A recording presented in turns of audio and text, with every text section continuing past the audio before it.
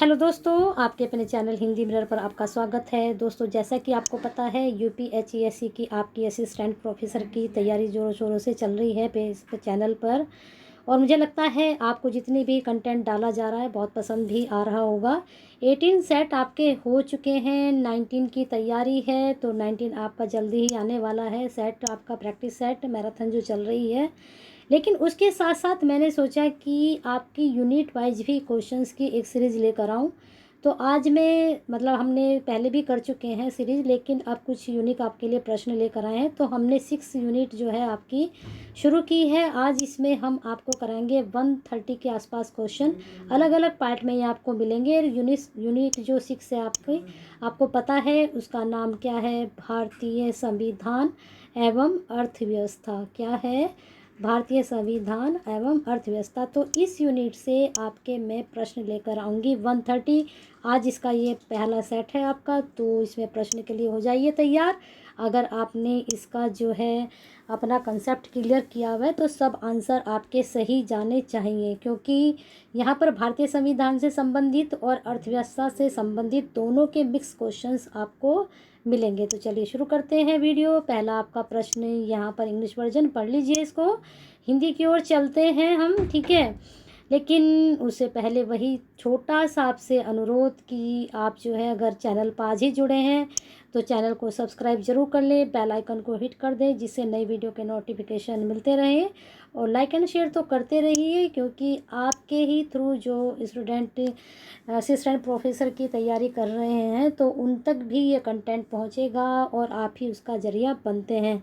चलिए प्रश्न देखते हैं। लोकसभा के संबंध में राष्ट्रपति को निम्नलिखित में से कौन सी शक्ति प्राप्त है?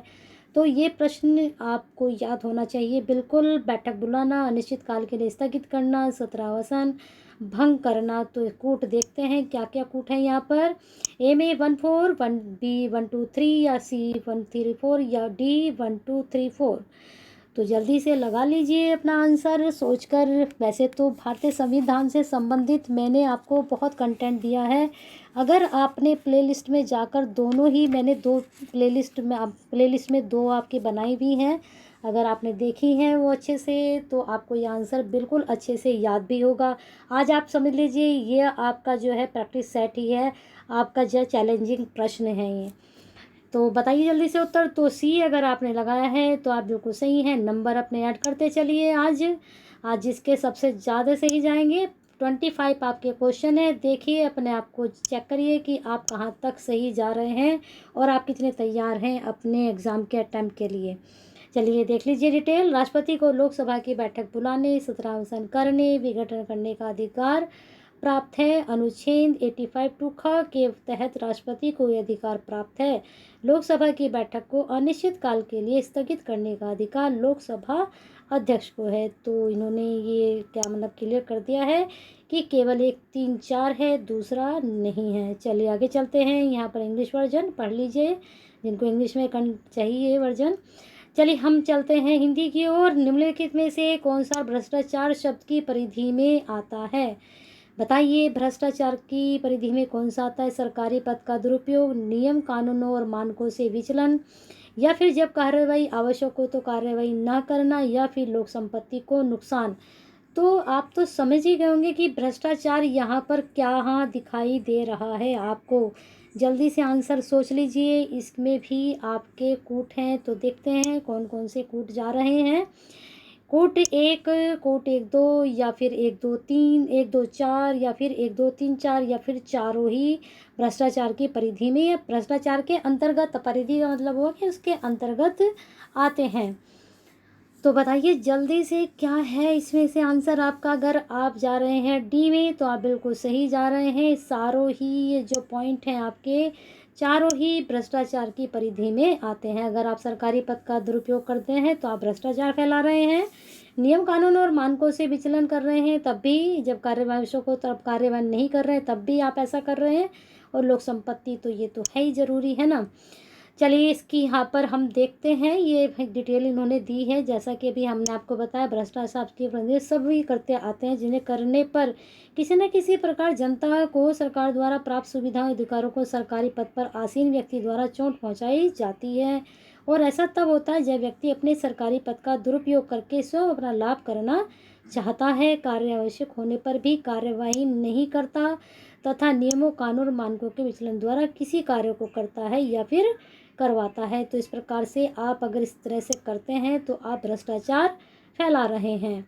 चलिए आगे चलते हैं प्रश्न पर। निम्नलिखित में से कौन सी संस्थाएं विश्वविद्यालय अनुदान आयोग अधिनियम 1956 के अधीन डिग्री देने या प्रदान करने के लिए सक्षम है? बहुत ही अच्छा प्रश्न है। जिन्होंने पीएचडी कर चुके हैं लेकिन जो नेट की तैयारी कर रहे हैं उनके लिए भी ये प्रश्न बहुत अच्छा है। ये प्रश्न पूछा जाता है अक्सर एग्जाम में। यूजीसी नेट के तो आप मुझे लगता है सारी ही चीज़ें पढ़िए क्योंकि यहाँ से प्रश्न हमेशा ही बनते हैं और हो सकता है जो असिस्टेंट का हमारा प्रोफेसर का जो एग्ज़ाम है वहाँ भी इसमें प्रश्न बने ज़रूर। संसद के अधिनियम द्वारा स्थापित विश्वविद्यालय, विधानमंडल के अधिनियम द्वारा स्थापित विश्वविद्यालय, भाषाई अल्पसंख्यकों द्वारा स्थापित विश्वविद्यालय संस्था, विश्वविद्यालय समझी जाने वाली संस्था। तो बता दीजिए नीचे दिए कुटुकों में कौन सा आपका सही जा रहा है? 1 2, 1 2 3, 1 2 4 या फिर 1 2 3 4। तो बताइए कौन से आप चारों ही सही कर रहे हैं या फिर आप 1 2 ही सही कर रहे हैं? तो देख लीजिए, अगर आप लगा रहे हैं इसमें आंसर सी तो आप बिल्कुल सही जा रहे हैं। 1 2 4 ठीक है। इसको आप डिटेल से जानते हैं क्या है। विश्वविद्यालय अनुदान आयोग अधिनियम 1956 के अधीन डिग्री देने में या इसे प्रदान करने में सक्षम संस्थाएं संसद के अधिनियम द्वारा स्थापित, विधानमंडल के अधिनियम द्वारा स्थापित विश्वविद्यालय एवं ऐसी संस्था जो विश्वविद्यालय के रूप में समझी जाती है आदि होती हैं। बहुत अच्छी जानकारी। और दोनों ही एग्ज़ाम के लिए, नेट के लिए भी जो तैयारी कर रहे हैं और जो असिस्टेंट का जो एग्ज़ाम देने जा रहे हैं उनके लिए भी ये बहुत अच्छा प्रश्न बना है यहाँ पर। चलिए अगले प्रश्न पे चलते हैं। विपक्ष का नेता उन समितियों का एक सदस्य होता है जो चयन करती हैं क्या? केंद्रीय सूचना आयुक्त का, केंद्रीय सतर्कता आयुक्त का, या राष्ट्रीय मानव अधिकार आयोग के अध्यक्ष का, या फिर राष्ट्रीय महिला आयोग के अध्यक्ष का? तो बताइए विपक्ष का नेता उन समितियों का एक जो चयन करती हैं। तो अगर इसमें उत्तर यहाँ भी आपका कूट जाएगा। उत्तर में 1 2 3 4, केवल 1 2 3, या केवल 1 3 4, या फिर 1 2 4। प्रश्न आपको समझा दिया था ऊपर, यहाँ पर कूट आप चेक कर लीजिए अपना कौन सा आपका सही जा रहा है। अगर आपका उत्तर जा रहा है बी 1 2 3 तो आप बिल्कुल सही जा रहे हैं। चेक करते हैं 1 2 3 में क्या है। केंद्रीय सूचना आयुक्त का, ठीक है, और आपका केंद्रीय सतर्कता आयुक्त का और राष्ट्रीय मानवाधिकार आयोग के अध्यक्ष का। तो इसमें 1 3 4 है, दूसरा नहीं है, ठीक है, दूसरा नहीं है राष्ट्रीय महिला आयोग के अध्यक्ष का। तो इस प्रकार से जो विपक्ष का नेता उन समितियों का एक सदस्य होता है जो चयन करती हैं क्या? केंद्रीय सूचना आयोग का करती हैं, केंद्रीय सतर्कता आयोग का करती हैं और राष्ट्रीय महिला आयोग के अध्यक्ष का करती हैं। चलिए यहाँ पर डिटेल चेक करते हैं इसकी। प्रश्नानुसार दिए गए विकल्पों में से विपक्ष का नेता केंद्रीय सूचना आयुक्त, विपक्ष का जो नेता होता है केंद्रीय सूचना आयुक्त, केंद्रीय सतर्कता आयुक्त, राष्ट्रीय मानवाधिकार आयोग के अध्यक्ष का चयन करने वाली समितियों का अध्यक्ष होता है, जबकि राष्ट्रीय महिला आयोग के अध्यक्ष को केंद्र सरकार द्वारा मनोनीत किया जाता है। तो इस प्रकार से तो बी होना चाहिए ना आंसर, सी कहाँ है ना? हम तो सही लगा रहे थे ना, आपका उत्तर 1 2 3 है ना? ये नहीं है, 4th हमने सही लगाया था। चलिए आगे चलते हैं प्रश्न पर, है ना। प्रश्न पर यहाँ पर 5वें का आपका इंग्लिश का वर्जन है। यहाँ पर हिंदी पे आ जाते हैं हम। निम्नलिखित जैसे कौन मूल मौलिक कर्तव्य हैं? सभी को पता है, मौलिक कर्तव्य के बारे में बहुत बार समझा चुकी हूँ तो अच्छे से आपके समझ में आ भी गए होंगे। पहले देखते हैं राष्ट्रीय ध्वज का सम्मान, प्राकृतिक पर्यावरण की रक्षा और उसमें सुधार, माता पिता द्वारा अपने बच्चों को शिक्षा के अवसर प्रदान करना, या फिर राष्ट्रीय महत्व के स्मारकों और स्थलों की सुरक्षा करना। तो इसमें से हमें बताना है कौन से आपके मूल कर्तव्य हैं, ठीक है, अधिकार नहीं। यहाँ पर आपको बताना है आपके कौन कौन से मूल कर्तव्य हैं जो आपको संविधान की तरफ से प्राप्त हुए हैं। तो देख लीजिए, पहले कूट देखते हैं। 1 2 3, 1 2 4, 1 3 4, 1 2 3 4। तो बताइए कौन कौन से आपका सही जा रहा है। अगर आप इसमें लगाएंगे 1 2 3 तो आप बिल्कुल सही हैं, ठीक है। तो देखते हैं राष्ट्रीय ध्वज का सम्मान करना आपका मौलिक कर्तव्य बनता है। प्राकृतिक पर्यावरण की रक्षा और उसमें सुधार करना मौलिक कर्तव्य बनता है। माता पिता द्वारा अपने बच्चों की शिक्षा के अवसर प्रदान करना ये भी मौलिक कर्तव्य बनता है। यहाँ पर इसकी डिटेल देखते हैं। प्रश्नानुसार दिए गए विकल्पों में से राष्ट्रीय महत्व के स्मारकों की स्थल की सुरक्षा करना मौलिक कर्तव्य नहीं है, जबकि राष्ट्रीय ध्वज का सम्मान अनुच्छेद 51 का में है। प्राकृतिक पर्यावरण की रक्षा उसमें सुधार अनुच्छेद 51 का के 6 में है, ठीक है। तथा माता पिता द्वारा अपने बच्चों की शिक्षा का अनुसार प्रदान करना क्या है, अनुच्छेद 51 में ही है, लेकिन टा में है, ठीक है, मूल कर्तव्य है। ये भी आपको बहुत ही महत्वपूर्ण उम्दा जानकारी मिली है। शायद आपको इतना ही पता चलता अगर आप कहीं से करते, ये शायद डिटेल आपको नहीं मिलती, यहाँ पर मिल चुकी है। चलिए आगे चलते हैं। प्रश्न नंबर 6, राष्ट्रीय न्यायिक नियुक्ति आयोग NJEC को निम्नलिखित में किसने असंवैधानिक घोषित किया है। भारत के उच्च न्यायालय और उच्चतम न्यायालय दोनों ने, भारत के राष्ट्रपति ने। जल्दी से लगा लीजिए आंसर। क्या आप लगा रहे हैं? अगर आप लगा रहे हैं इसमें क्या ए भारत के उच्चतम न्यायालय ने, तो आप बिल्कुल सही जा रहे हैं। चलिए डिटेल चेक करते हैं।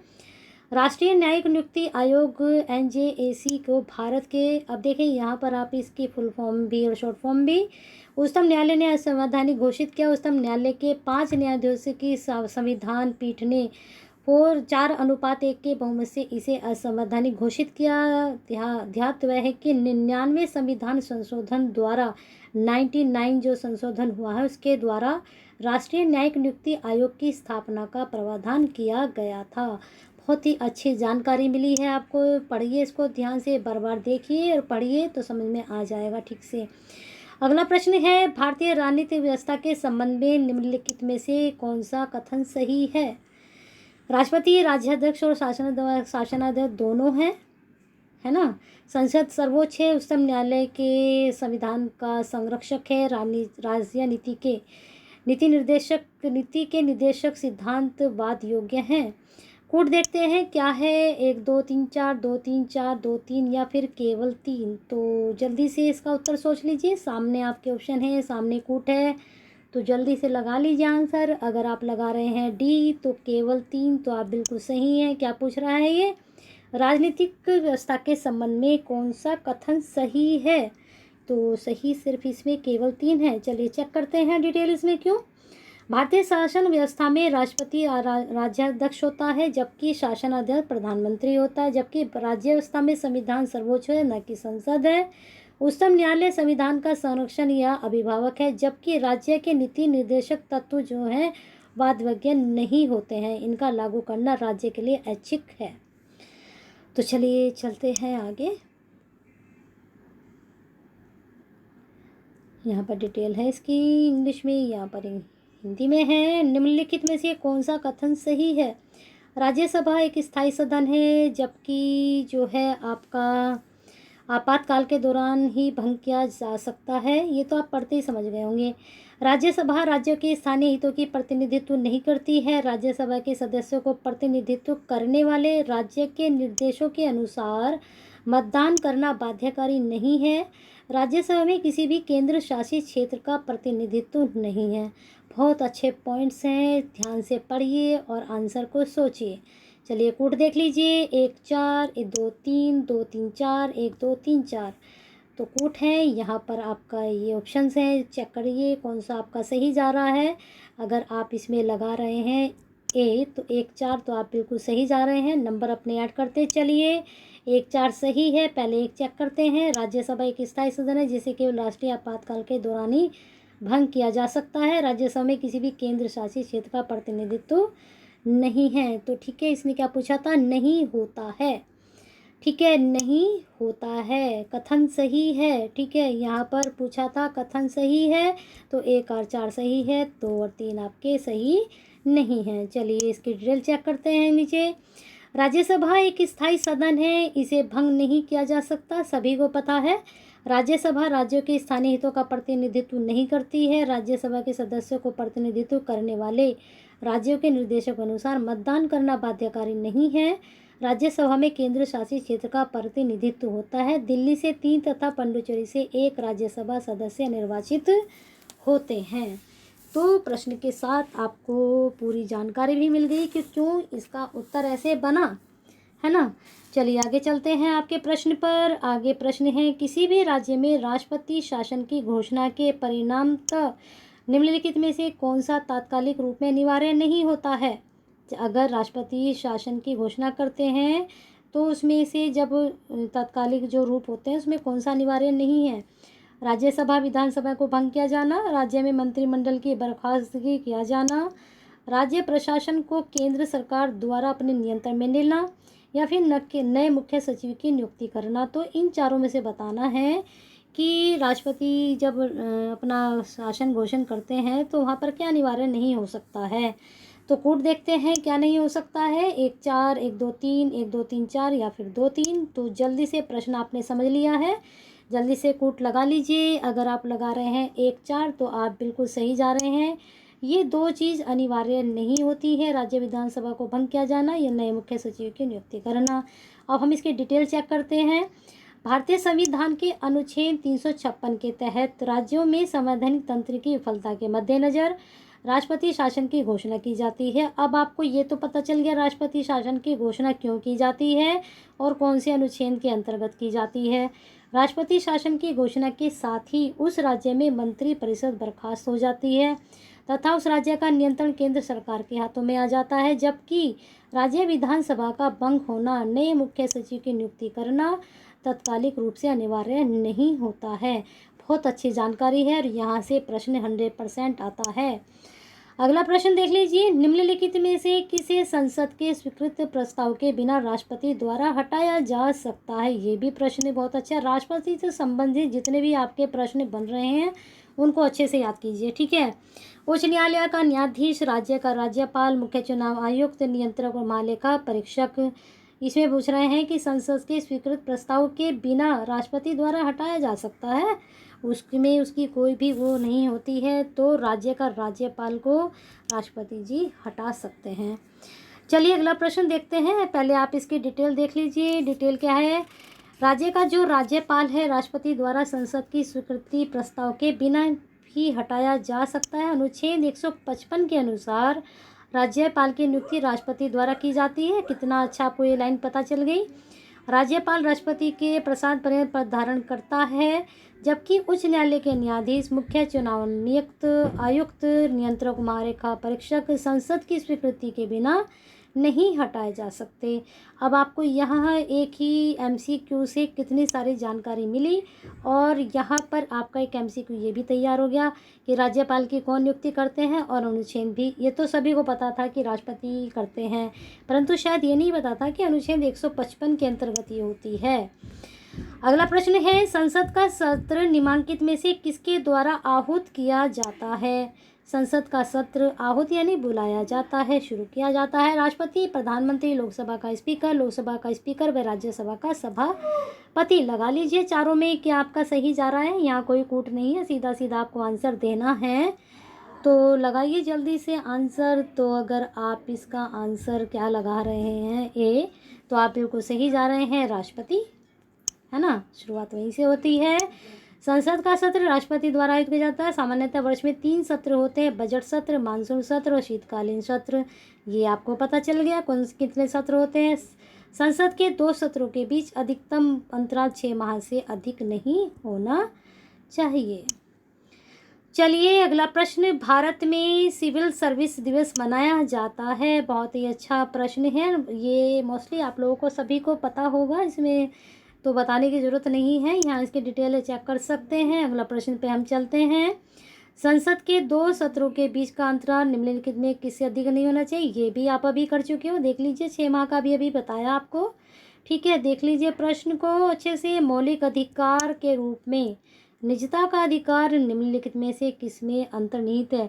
ऊपर आपने कर्तव्य पढ़े थे, अब आ गए आपके अधिकार। पहले अपने कर्तव्य पूरे कीजिए, उसके बाद अधिकार मांगिए, ठीक है। तो अधिकार कौन कौन से हैं। स्वतंत्र निजता का अधिकार निम्नलिखित में से किसमें अंतर्निहित यानी कि किसमें है, इन चारों में से किसके अंदर आता है। स्वतंत्रता का अधिकार, जीवन और व्यक्तिगत स्वतंत्रता का अधिकार, समानता का अधिकार, शोषण के विरुद्ध अधिकार। तो बताइए निजता का अधिकार किसके अंतर्गत आप ला सकते हो इन चारों में से। तो अगर आप ला रहे हैं इसमें बी, जीवन और व्यक्तिगत स्वतंत्रता का अधिकार, तो आप बिल्कुल सही जा रहे हैं। तो ये इसके अंतर्गत हम इसको दे सकते हैं। यहाँ डिटेल चेक करते हैं। 24 अगस्त 2017 को तत्कालीन मुख्य न्यायाधीश JS खेर की अध्यक्षता वाली 9 सदस्यीय संविधान पीठ ने निजता के अधिकार को संविधान अनुच्छेद 21 के तहत जीवन और व्यक्तिगत स्वतंत्रता का स्वाभाविक अंग माना है।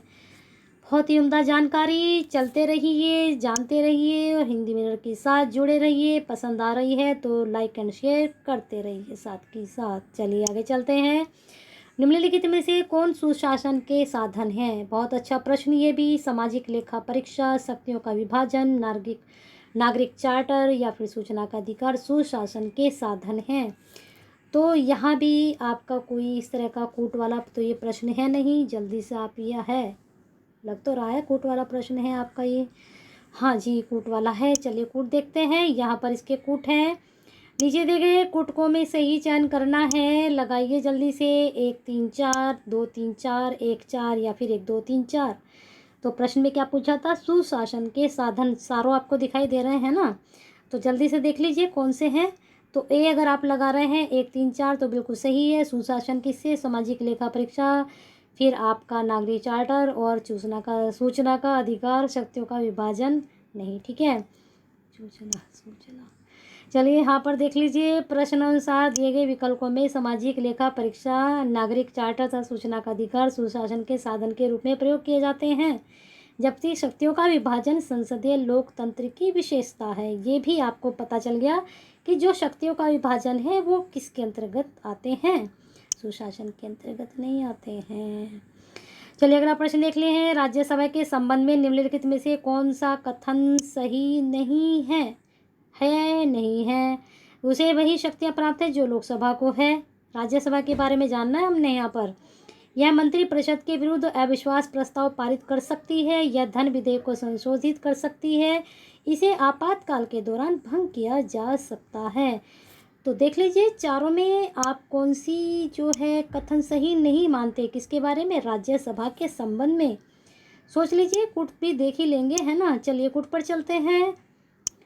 कूट में जानते हैं 2 3 2 3 4, 1 2 3 1 2 3 4। कौन? 1 2 3 4 तो हो ही नहीं सकते सही। तो हमें तो ABC मैंने आपको एक बहुत बढ़िया तरीका बता रखा है कि एलिमिनेट आप कर सकते हैं। जहाँ पर आप श्योर होते हैं वहाँ पर आप एलिमिनेट का जो है ट्रिक कर सकते हैं। तो एक तो ये तो बिल्कुल हो ही नहीं सकता 1 2 3 4, इसको तो हम बिल्कुल अलग ही कर देते हैं, क्योंकि ऐसा तो हो ही नहीं सकता ना कि कोई भी वो ही ना हो उसमें, है नहीं। इसको थोड़ा बड़ा करते हैं। चलिए अब बताइए आपका ABC में कौन सा आपका सही जा रहा है? अगर आप इसमें लगा रहे हैं A तो आप बिल्कुल सही जा रहे हैं या बिल्कुल गलत जा रहे हैं? तो दोस्तों इसमें आंसर आपका D ही जाएगा। देखते हैं इसकी डिटेल ही। इसमें कौन सा राज्यसभा के संबंध में निम्नलिखित में से कौन सा कथन सही नहीं है? तो इसमें D ही जा रहा है, कोई सा भी कथन इसमें सही नहीं है। ठीक है, चेक करते हैं क्यों नहीं है। चलिए देखते हैं। राज्यसभा को लोकसभा की तुलना में कम शक्तियां प्रदान की गई हैं। ठीक है, मंत्रिपरिषद के विरुद्ध अविश्वास प्रस्ताव केवल लोकसभा में पारित हो सकता है। ठीक है, राज्यसभा धन विधेयक को अस्वीकृत या संशोधित नहीं कर सकती है। उसे धन विधेयक की सिफारिश या बिना सिफारिश के 14 दिन के भीतर लोकसभा को लौटाना अनिवार्य होता है। ठीक है, ये भी गलत है। राज्यसभा एक स्थायी सदन है, इसे भंग नहीं किया जा सकता। तो चारों ही गलत जा रहे हैं, तो चारों विकल्प गलत हैं। ठीक है, कोई भी आपका सही नहीं है। ठीक है, कथन सही नहीं है। चलिए आगे चलते हैं प्रश्न पर। अगर आपके प्रश्न अच्छे से नहीं समझ में आया तो आप बताइए कमेंट बॉक्स में, इसको दोबारा से हम लेकर आते हैं आपके लिए। ठीक है, चलिए अगले प्रश्न पे चलते हैं। राज्य के राज्यपाल के संबंध में निम्नलिखित में से कौन सा एक कथन सही है? अब ये सही है सही नहीं है ये कन्फ्यूज करते हैं, तो अब इसको ध्यान से समझ लीजिए। राज्य के राज्यपाल के संबंध में कौन सा कथन सही है? देखते हैं। उन्हें विधानसभा भंग करने की शक्ति प्राप्त है, उन्हें राज्य के उच्च न्यायालय के न्यायाधीशों की नियुक्ति की शक्ति प्राप्त है, उन्हें मृत्युदंड के मामले में समाधान की शक्ति प्राप्त है। उनके पास राजनयिक शक्तियां हैं। अब ध्यान से बिल्कुल समझ लीजिए, यहाँ राज्य के राज्यपाल के बारे में पूछा गया है और पूछा गया है कि इन चारों में से कौन सा उनसे संबंधित नहीं है। तो ये आपका कूट वाला प्रश्न है। कूट पहले चेक कर लीजिए, या फिर हम सीधा सीधा आपको उत्तर बताते हैं, या फिर आप कूट देख लीजिए। आप अपने तरीके से भी आंसर को सोच लीजिए। केवल एक दो, एक दो चार, या फिर एक दो तीन। तो अगर आप उत्तर इसमें लगा रहे हैं केवल एक, तो आप बिल्कुल सही जा रहे हैं। केवल एक ही क्या है सही है, उन्हें विधानसभा भंग करने की शक्ति प्राप्त है। अब यहाँ पर डिटेल हम चेक करते हैं। राज्यपाल राज्य विधानसभा का अभिन्न अंग होता है। वह राज्य के विधानसभा सत्र को आहूत या सर्वनाम विघटित या भंग कर सकता है, जबकि उच्च न्यायालय के न्यायाधीश की नियुक्ति राष्ट्रपति करता है। तो इसका मतलब दूसरा आपका गलत हो गया। राज्यपाल से वह संदर्भ में सलाह कर सकता है। राज्यपाल मृत्युदंड की सजा को माफ नहीं कर सकता। तो ये भी आपका सही हो गया। राज्यपाल कार्यपालिका नाम मात्र का प्रमुख होता है। उसकी समझ शक्तियों का प्रयोग मुख्यमंत्री के नेतृत्व में परिषद करती है। तो यहाँ हमने देखा था कि इन्होंने केवल एक सही बताया था, तीनों इनके गलत थे। तो इन्होंने इसको एक्सप्लेन भी कर दिया है। और ऐसे ही ऊपर के प्रश्न में अगर आप भी कंफ्यूज हो रहे हैं तो इसमें थोड़ा सा दोबारा से हम समझ लेते हैं। ऊपर वाले प्रश्न को देख लीजिए। ये तो यही वाला था ना, यहाँ ऊपर वाला ये था, हाँ, या ये वाला था प्रश्न आपका। इसमें थोड़ा आप कंफ्यूज थे, इसको देख लेते हैं एक बार। राज्यसभा के संबंध में कौन सा कथन सही नहीं है के बारे में पूछा था। उसे वही शक्तियाँ प्राप्त है जो लोकसभा को है। तो इसका इन्होंने एक्सप्लेन क्या किया, इन्होंने कहा कि राज्यसभा को लोकसभा की तुलना में कम शक्तियाँ प्राप्त हैं। तो यहाँ पर आ गया है कम, ठीक है। फिर दूसरा है, यह मंत्रिपरिषद के विरुद्ध अविश्वास प्रस्ताव पारित कर सकती है, लेकिन यह केवल जो है लोकसभा को है, ठीक है, राज्यसभा को नहीं है यह अधिकार। फिर तीसरा है, यह धन विधेयक को संशोधित कर सकती है। तो ये भी इसका गलत है। इसमें बताया है कि राज्यसभा धन विधेयक को अस्वीकृत या संशोधित नहीं कर सकती है। उसे धन विधेयक को सिफारिश या बिना सिफारिश के 14 दिन के भीतर, मतलब 14 दिन के भीतर वो संशोधित नहीं कर सकती। सिफारिश या करे या ना करे, उसको 14 दिन के भीतर लोकसभा को लौटाना होता है। अब आते हैं फोर्थ पर, इसे आपातकालीन के दौरान भंग किया जा सकता है। ये तो बिल्कुल हमने ऊपर अभी प्रश्न में पढ़ा भी था। तो ये तो बिल्कुल सही जा ही नहीं सकता, चौथा तो, है ना। तो इसका मतलब इनमें चारों में से कोई सा भी सही नहीं है। तो आप इसको अच्छे से समझ गए होंगे। तो इसका कोट 1 2 3 4, ठीक है। अब तो एक्सप्लेन की ज़रूरत नहीं पड़ेगी ना। चलिए आगे चलते हैं प्रश्न पर। अगला प्रश्न चेक करते हैं कौन सा है। अगला प्रश्न है आपका, लोकसभा के संबंध में निम्नलिखित में कौन सा कथन सही नहीं है। अब आ गए हैं हम लोकसभा पर। अभी तक हम राज्यसभा कर रहे थे, अब लोकसभा। संविधान में लोकसभा के सदस्यों की संख्या सीमा तय की गई है। यहाँ पर सही है के बारे में बताना है।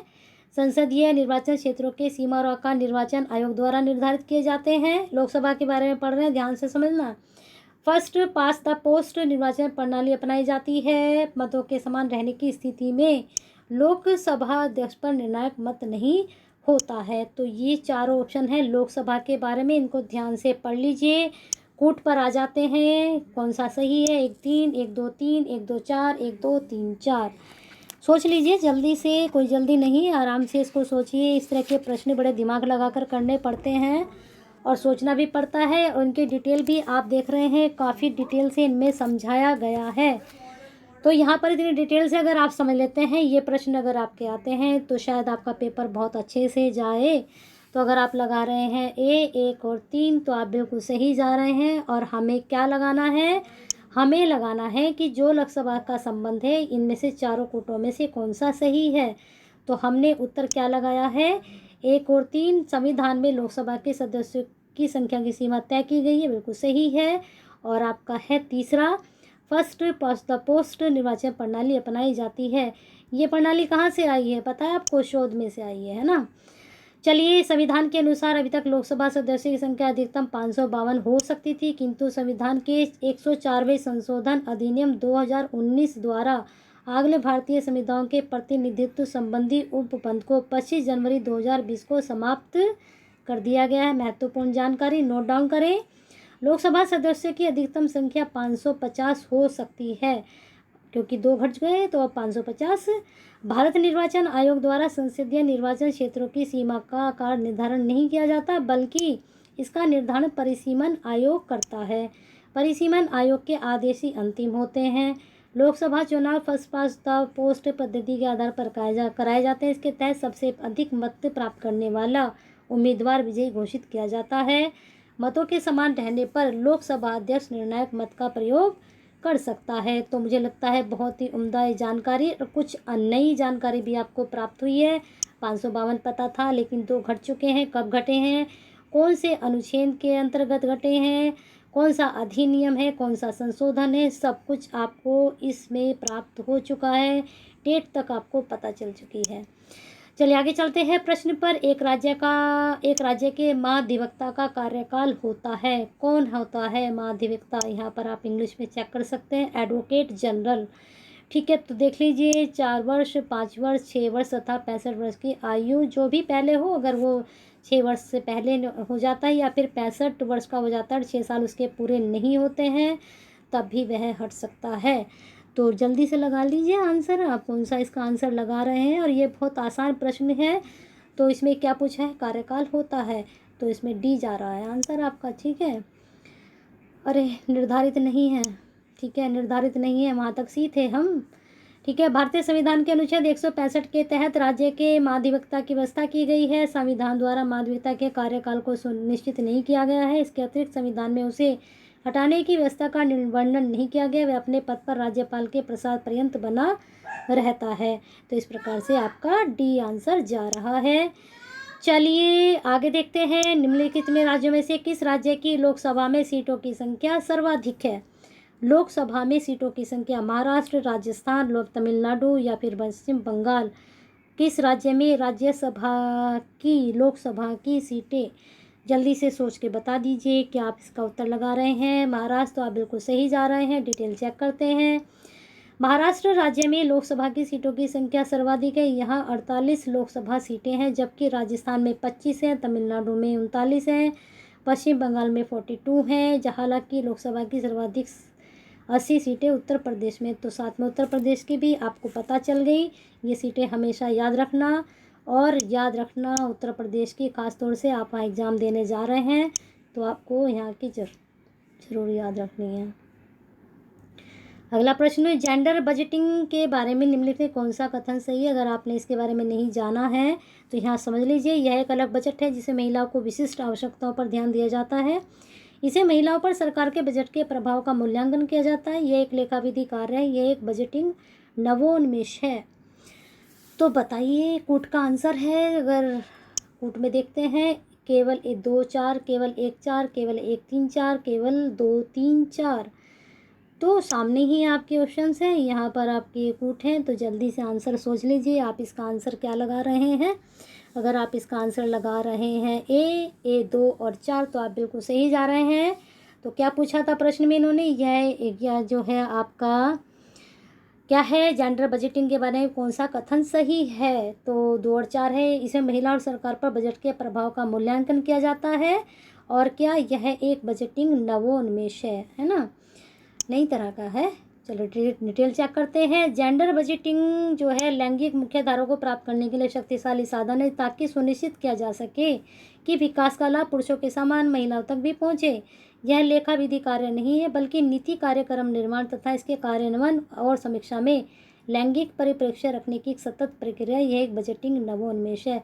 पूछा जा सकता है, ये करंट में भी आ सकता है आपका, है ना। चलिए देख लेते हैं। राष्ट्रपति के प्रसाद पर्यंत पद ग्रहण करने के बजाय निम्नलिखित में से कौन सदाचरण पर्यंत पद पर रहता है? तो ये प्रश्न आपका कुछ जो हम अभी कर चुके हैं वहाँ से भी थोड़ा आपको इसका हिंट मिल सकता है। जल्दी से इसको सुन लीजिए।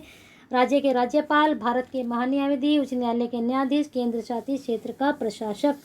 अब यहाँ पर हमने कूट चेक करना है। देख लीजिए, केवल 1, केवल 3, केवल 1 3, केवल 1 2 3 4 बताना है।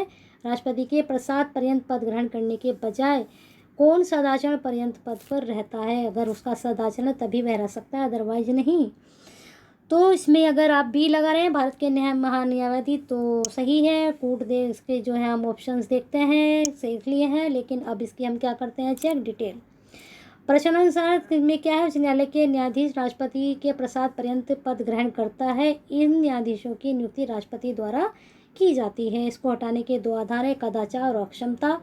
उच्च न्यायालय के न्यायाधीशों, नीचे है थोड़ा सा, को भी उच्चतम न्यायालय के न्यायाधीश की तरह ही महाभियोग जैसी प्रक्रिया द्वारा हटाया जा सकता है। स्पष्ट है कि उच्च न्यायालय का न्यायाधीश सदाचरण पर्यंत अपने पद पर बना रह सकता है, जबकि राज्य के राज्यपाल, भारत के महान्यायाधीश तथा केंद्र शासित क्षेत्र का प्रशासक राष्ट्रपति के प्रसाद पर्यंत तक अपना पद धारण करते हैं, है ना। चलिए अगला प्रश्न देख लेते हैं। अगला प्रश्न है, निम्नलिखित में से कौन सांविधिक निकाय है?